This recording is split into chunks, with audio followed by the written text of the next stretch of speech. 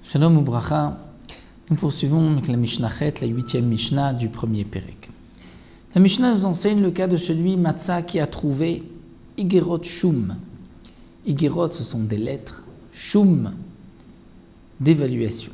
C'est-à-dire que le Beddin, le tribunal, a évalué le bien du lové de celui qui a emprunté. Dans le cas où Réhouven emprunte de l'argent à Shimon et que Réhouven n'a pas de quoi rembourser, on fera une saisie des biens de Réhouven. Bien sûr, les biens de Réhouven doivent être évalués. On ne pourra pas dire, puisque Réhouven doit de l'argent à Shimon, peu importe le prix de ses biens, on fera une saisie, on prendra le terrain de Réhouven pour le donner à Shimon, non, il faut l'évaluer. Qui va l'évaluer? C'est le Beddin. Le Beddin va évaluer le bien et va marquer sur un papier, sur un shtar. Le shtar, c'est un parchemin à l'époque, puisque c'était le papier de l'époque, mais ça peut être aussi un morceau de papier. On a marqué le prix du bien, il a été perdu, il est retrouvé, qu'est-ce qu'on en fera? Ou encore, Igerot Mazon. Sur un shtar, il est marqué qu'un tel s'engage à nourrir la fille de sa femme. Donc sa femme, deuxième mariage, se marie alors qu'elle a déjà eu une fille. Le mari, le nouveau khatan, s'engage de nourrir la fille de sa femme et il va marquer sur un shtar, au moment du mariage, comme quoi il s'est engagé à nourrir la fille de sa femme. C'est ce qu'on appelle Igrot Mazon. Ou encore, une autre explication, nous dit le Rabbeinu Ovadia Mibartenoua, c'est que le mari doit nourrir sa femme, doit nourrir une fille de sa femme lorsqu'il s'est engagé. Et dans le shtar, il est marqué qu'on va vendre le terrain du mari pour nourrir sa femme. Ce shtar a été trouvé, quel est le din? La Mishnah va nous l'enseigner. Ou encore shtar et chalitza. On a trouvé un shtar dans lequel il est marqué que Madame Intel a reçu la chalitza de son beau-frère. De quoi il s'agit? Comme nous le savons, lorsqu'un homme décède sans laisser d'enfant, son frère doit épouser sa femme, c'est-à-dire il doit accomplir le yiboum, la mitzvah du yiboum le lévira. Dans le cas où il ne veut pas, on procédera à la chalitza. Chalitza minashon chalutz. Chalutz naal, elle va déchausser la chaussure, donc la sandale de son beau-frère. Elle va cracher à côté, comme c'est marqué dans Masechet Yevamot, comme c'est marqué dans la Torah, et elle dira ainsi: on fera celui qui n'a pas voulu reconstruire la maison de son frère. On a marqué sur un shtar comme quoi cette femme avait reçu la chalitza, elle peut dorénavant se marier avec qui elle voudra, puisque tant qu'elle n'a pas accompli la mitzvah de chalitza, elle est liée à son beau-frère et elle ne peut pas se remarier. Donc on a trouvé shtar et chalitza. Qu'est-ce qu'on en fera? Ou encore Meunim. Meunim, il s'agit du mioun, du fameux mioun, c'est-à-dire que Minatora, après la Torah, un homme peut marier sa fille avant l'âge de 12 ans. Il peut la marier. Et c'est un mariage Minatora, c'est-à-dire qu'elle ne pourra être libérée de son mari que par un acte de divorce. Mais la mère ou le frère, donc la mère de cette fille, ne peut pas marier, si le père est déjà décédé, la mère ne peut pas marier sa fille, devra attendre l'âge de 12 ans, où elle sera donc elle-même majeure d'après la Torah, où elle pourra se marier. Malgré tout, les Chachamim ont institué, pour une orpheline, une yétoma, qui n'a pas de père pour la garder, entre guillemets, alors les Chachamim ont permis à la mère ou au frère de cette petite fille de la marier. Mais elle pourra, à l'âge de 12 ans, refuser ce mariage. Et rétroactivement, le mariage est annulé. C'est comme si elle n'a jamais été mariée.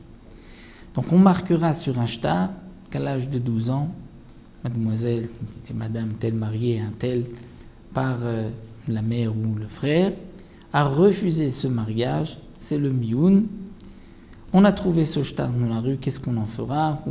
Un autre cas, shtaré berourim, c'est-à-dire lorsque deux personnes ont un litige d'argent, ils vont se tourner vers le Beddin, le tribunal. Mais ils ont aussi la possibilité, comme nous le verrons dans Masechet Sanhedrin, de Zeborer lo echad ve Zeborer lo echad, c'est-à-dire que un choisira un juge, l'autre choisira un deuxième juge, et le troisième sera choisi par les deux personnes, ou les deux juges. C'est une marloquette dans la Mishnah, dans Masechet Sanhedrin. Donc, Shtare Berurim, c'est marqué, un tel a choisi tel dayan, tel juge pour être jugé. L'autre aussi a choisi tel juge, on marquera sur un shtar. Et ces shtarot sont en général écrits par le Beddin, le tribunal. V'chol ma'aseh Beddin, ou tout autre acte, tout autre ma'aseh Beddin écrit par le Beddin, s'ils ont été trouvés à Rezé Yarzir, on pourra les rendre. On pourra les rendre étant donné qu'il y a la main du Beddin au milieu, donc nous sommes sûrs que la Khalitsa a bien eu lieu, de même Shtare Berurim, Shtare Mazon, on n'écrit pas de shtar tant que nous ne sommes pas sûrs de ce qui a été fait. On n'écrit pas pour une Khalitsa ou un mioun, lorsque la Khalitsa a été faite, on écrit. La Mishnah continue, Matza Bechafissa. Un homme a trouvé un shtar Bechafissa. Chafissa, c'est une outre, une petite outre de peau, ou bien Bedlous Kema. Dlous Kema, c'était un sac de peau.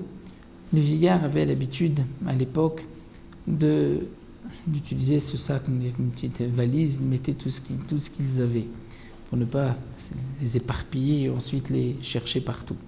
Donc si on a trouvé un shtar dans une outre, dans un sac, où on a trouvé Tachir Shel Shtarot. Tachir, c'est-à-dire minimum, voire de 3 shtarot, qui sont enroulés l'un dans l'autre. C'est-à-dire, on a enroulé le premier, dessus le deuxième et le troisième, ou bien l'un dans l'autre, ça dépend des explications. Ou encore, nous dit la Mishnah, ou Aguda Shel Shtarot. On a trouvé Aguda Shel Shtarot. Aguda Shel Shtarot, ce sont 3 shtarot qui ont été posés l'un par-dessus l'autre. Harezé Yarzir, si on les a trouvés, on les rendra. Pourquoi? Puisque dans tous les cas mentionnés, Chafissa, Douskema, Tarishtarot, il y a un siman. Puisqu'il y a un siman, un signe, donc le propriétaire n'abandonne pas l'idée de les retrouver. Et lorsqu'on dira j'ai trouvé des shtarot, bien sûr le propriétaire dira tu les as trouvés dans tel keli, dans telle outre.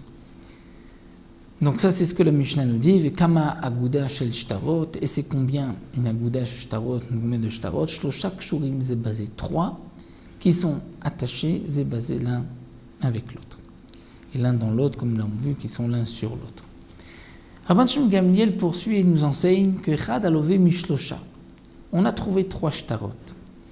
Et ces 3 shtarot, on remarquera que c'est toujours la même personne qui emprunte. C'est marqué que Rouven a emprunté de Shimon, Rouven a emprunté de David, Rouven a emprunté de Shlomo. Puisque les 3 shtarot sont réunis, et c'est marqué que c'est Rouven qui a emprunté, donc il est évident qu'on ne va pas rendre les shtarot un à Shimon, l'autre à David, l'autre à Shlomo. On va les rendre à Réhouven, puisque dans les 3 shtarot, c'est marqué que lui a emprunté de l'argent, donc certainement qu'il a déjà remboursé, c'est pour cela qu'il a chez lui les 3 shtarot. S'il n'avait pas remboursé, on ne trouverait pas les 3 shtarot ensemble, on devait trouver un shtar chez Shimon, l'autre chez David, l'autre chez Shlomo. Donc Rabban Shimon Gamliel nous dit, Chadalové Mishlosha, si on voit que dans les 3 shtarot, c'est toujours le même qui a emprunté des 3, Yarzir l'a lové, on rendra au lové à celui qui a emprunté. Mais si c'est Shlosha alovim me'echad, on voit que 3 personnes ont emprunté d'une seule personne, c'est marqué que Shimon a emprunté de Rouven, David de Rouven, Shlomo de Rouven, là, on rendra Yarzir la lové, c'est-à-dire Yarzir la malvé. Dans ce cas, on rendra la malvé à celui qui a prêté, puisque les 3 shtarot portent le même nom de celui qui a prêté, donc c'est que les dettes n'ont pas été remboursées, et il a, lui, réuni les 3 shtarot, les 3 prêts qu'il avait fait. La Mishnah poursuit, Matzah shtar ben shtarot. Un homme a trouvé un shtar parmi ses shtarot. C'est-à-dire qu'il a un tas de shtarot, il a prêté beaucoup d'argent, mais il trouve un shtar.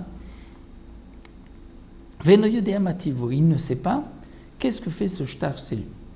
Donc c'est un shtar où ce n'est pas lui qui a emprunté. C'est marqué que Rouven a emprunté à Shimon, et c'est David qui les a trouvés.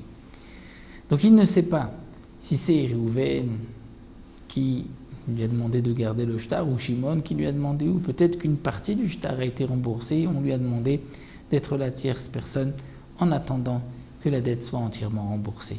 Puisqu'il ne sait pas que fait ce shtar chez lui, et il le gardera jusqu'à la venue d'Eliyahu Navi. Il ne pourra prendre ni à l'un ni à l'autre. Peut-être que la dette a été remboursée, peut-être pas. Donc il gardera le shtar jusqu'à la venue d'Eliyahu Navi. Imi Hashimem Simponot, dans le cas où il y a un reçu, alors, c'est-à-dire que parmi ces shtarot, il trouve un reçu, alors il y a Semash Simponot, il devra tenir compte de ce qui est marqué sur le reçu, et donc ce shtar a été remboursé. Bien que, normalement, un reçu ne doit pas se trouver chez lui.